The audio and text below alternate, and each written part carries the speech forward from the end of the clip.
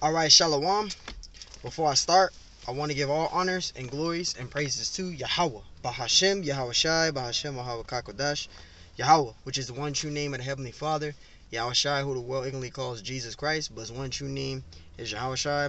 I would like to give double honors to the elders and apostles of Great Millstone, because those are the men who I learned this truth from through the spirit and power of Yahweh Bashim Shai.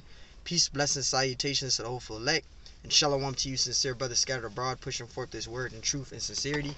I am your brother Mashiach Arazakah from the Servants of Yahweh Yahweh Shai Camp, Las Vegas, Nevada branch. And pretty much we're going to go into the lesson, the Remnant. Alright, and Lord willing, this lesson is edifying. And the first precept I'm going to get out, this is Matthew 24:31. And Lord willing, this lesson is edifying. This is Matthew 24:31. It says, "And he shall send his angels with a great sound of a trumpet, and they shall gather together his elect from the four winds." And what is that going into? You're going into the 12 tribes of the nation of Israel that are scattered abroad. Because when you go into Deuteronomy 28:64 and also James 1:1, the Israelites are scattered abroad throughout the four corners of the earth. So when the Lord comes back, he's going to deliver the elect of the nation of Israel out of the hands of the 17 heathen nations. Because the 17 heathen nations, the Israelites are in captivity to these 17 heathen nations that scattered abroad. So when you read into here, this is Matthew 24:31. It says, "And he shall send his angels with a great sound of the trumpet, and they shall gather together his elect from the four winds," right? From one end of heaven to the other. Because when you go to Deuteronomy 28:64 and also James 1:1, the Israelites are scattered abroad throughout the four corners of the earth to the 17 heathen nations. There's 17 heathen nations that are ruling. All right, Esau is the main one that's ruling. But you got Israelites that's in captivity to these 17 heathen nations. All right. And that also goes into that Revelation 7:9, and also that Jeremiah 3:23, right? Because the Revelation 7:9 goes into that great multitude, which consists of the Israelites, all right, the elect, all right, the elect men and women and children, all right, roughly paraphrasing, all right, because you got the 144,000, which is the elect men, right, which are all men, and then you have the elect that's under that as well. So Lord willing, we are that number. All right, because we don't know who the elect is, but we're hoping to be that elect. So this is what this is going into. Read again, Matthew 24:31. "And he shall send his angels with a great sound of the trumpet, and they shall gather together his elect from one end. He shall gather his elect from the four winds, from one end of heaven to the other." I jumped the gun a little bit. So from one end of the earth to the one end of the heaven to the other. So that's going into the elect being delivered. All right, the elect. The Lord willing, we are that number. And the elect is a remnant. All right, not every single Hebrew Israelite is going to be saved. All right, and that's another thing, because you got Jakes out here that believe just because they're in the truth now and they know that they're an Israelite, that they are the elect. No. All right, no one knows who the elect is. We're hoping to be the elect. You can call yourself the hopeful elect, but you can't say you're the elect, because we don't know who the elect is. We hoping to be that elect, Lord willing. All right, just because you're in the truth, that doesn't mean that you're the elect. It doesn't mean that, and I'm speaking for myself first and foremost. We're hoping to be that elect. This is Isaiah 10:22. Isaiah chapter 10 and verse 22. It says, "For though thy people Israel be as the sand of the sea, yet a remnant of them shall return." Right, a remnant. Only a remnant is going to be saved. All right, not every single Hebrew Israelite group. All right, Zechariah 13:8 goes into that. All right, 2/3 therein should be cut off and die, but the third shall be left therein. That third is talking about the 1/3, the elect, which we're hoping to be. But 2/3 of the nation of Israel have to be put to death according to the scriptures, man. All right, you got wicked spirits out here. This is Isaiah 10:22. It says, "For though thy people Israel," right, "though thy people Israel be as the sand of the sea, yet a remnant of them shall be saved, shall return." So like it, only a remnant of them shall be returned, right? So only the elect is going to be saved. Only the elect is going to be delivered. Now the 2/3 that are destroyed here, they're going to be brought back through the elect men. All right, the 2/3 are going to be brought. The 2/3 that are destroyed here are going to be brought back in the kingdom through the elect men, through the seed of the men of the elect. All right, it says, "For though thy people Israel," right, "be as the sand of the sea, yet a remnant of them shall return." So not every single Hebrew Israelite is going to be saved. Only the elect are going to be saved, which we are hoping to be. It says, "The consumption decree shall overflow with righteousness, right? So not every single Hebrew Israelite is going to be saved. Only a remnant is going to be saved. All right? And we're hoping to be that elect. We're hoping for that. That's going for the elect. And this is Romans 9 and 27. All right? Get that out right now.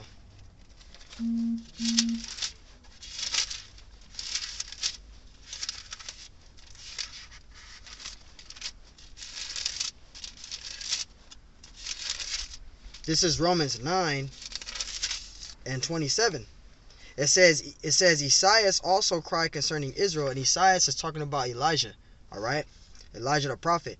It says Esaias also cried concerning Israel, though the number of the children of Israel be as the sand of the sea, a remnant shall be saved. A remnant shall be saved. So that cuts everything then and there. Not every single Hebrew Israelite is going to be saved. Just because you know you're a Hebrew Israelite, that doesn't mean that you're the elect. And just because you're in a camp, that doesn't mean that you're the elect. All right? We're all striving and enduring through these afflictions, infirmities, all these things that we're going through, spiritual torment. We're enduring through all of that, laboring, doing the works, working out our own salvation individually, all right, to Lord willing, be that elect. So just because you're in a camp, that doesn't mean that you're the elect. All right? We're all individually fighting for that crown. Just like what Elder Yashawamba said, we're all holding on to that crown. We're trying to hold on to our crown, all right, to receive that crown. Because mainly in this whole thing is that you are going through a spiritual warfare. There's a physical one out here, but you're going through a spiritual warfare between yourself. All right, it's a spiritual war between yourself, and you're fighting to make it to that line, to that bitter line, to be that elect, to be that remnant. All right. So let me read that again. This is Romans 10. This is Romans 9, Salakia, in 27. Threw me off a little bit. This is Romans 9 and 27. It says Elias also cried concerning Israel, right? It says, though the number of the children of Israel be as the sand of the sea, it says a remnant shall be saved. A remnant shall be saved. So just because you're in a camp, that doesn't mean that you're the elect. And I'm speaking for us, first and foremost, servants of Yahweh Yahushai camp. Just because you're in our camp, that doesn't mean you're the elect. And just because you're in any camp, that doesn't mean that you're the elect. All right? We're hoping to be elect. And individually, we are all working out our own salvation, as the scriptures say in Philippians 2 and 12, to be the elect. All right? So we're hoping to be that remnant. And only a remnant is going to be saved. Not every single Hebrew Israelite is going to be saved. All right? And that's where the confusion comes in. Because you got jakes in this thing that's not doing no works, no labors at all. You know, and they believe they automatically the elect because they're in the truth. And they know they're reading scriptures off camera. And they just sitting at home being in-house Israelites. They believe that they're the elect. No, your ass is not the elect. Because we don't know who the elect is. And the only way you're going to be saved, the only way you're going to be the elect is if you're doing the works as well. Because you have to do the works. You have to make your calling and election sure with diligence. And that word diligence, it means carefully of work or efforts. All right? Careful of work or efforts. So you got to put works in this truth. You can't just sit and just be in the house and not doing shit. No. All right? Let me get to the main point, though. I don't want to be doing no rambling. Get straight to the point. This is Ephesians 1 and 4. This is Ephesians 1 and 4. It says, according as he have chosen us in him before the foundation of the world, it says that we should be holy and without blame before him in love. All right, and that's one thing we're doing. All right, we are chosen of the Lord. All right, we didn't choose the Lord. The Lord chosen us into this thing. Let's read that again. Ephesians 1 and 4. It says, according as he have chosen us in him before the foundation of the world. So the Lord called you into this thing. You didn't call the Lord. We didn't call the Lord into this. The Lord called us into this thing. All right. So you individually, it's a blessing. This is why you want to remain diligent. You want to remain sincere. You want to remain doing the works, laboring, working out your own salvation individually, because this is what we're fighting for, to be that elect. But you got to put your own works in.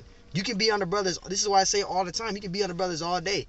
You can feel comfortable on brothers all day. Just because you're in a camp or just because you're around brothers, that doesn't mean you're the elect either, because you still have to work out your own salvation at the end of the day.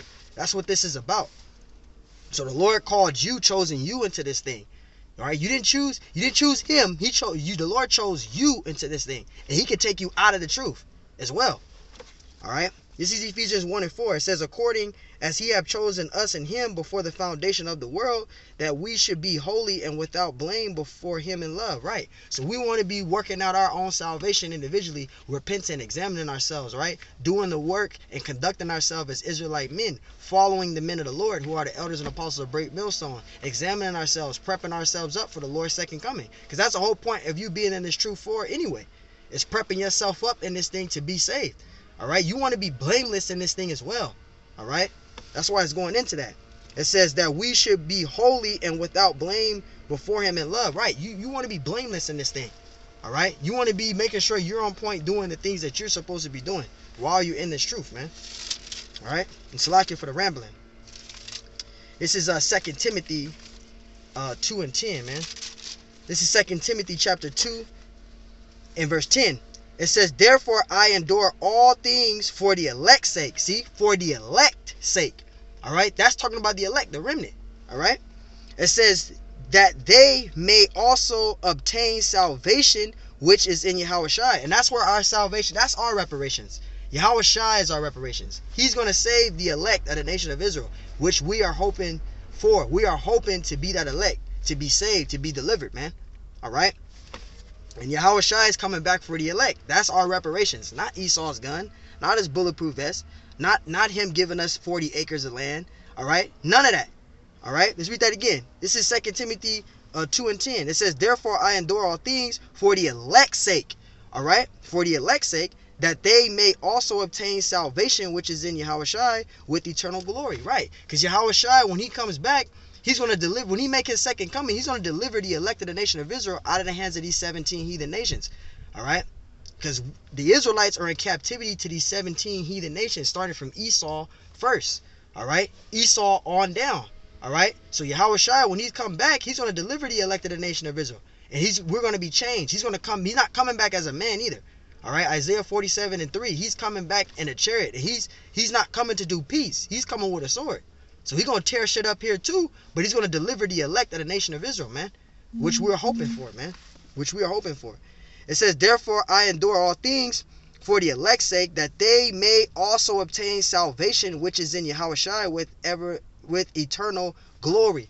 All right, so Yahushua, he's our reparations. This is what we're hoping for. All right, he's our salvation. He's going to deliver the elect, that remnant, man, which we're fighting for and hoping to be. It's a lot here for the rambling again, brothers. I'm trying to get to the point, you know. That's what it's all about, getting to the point in the scriptures, man. All right.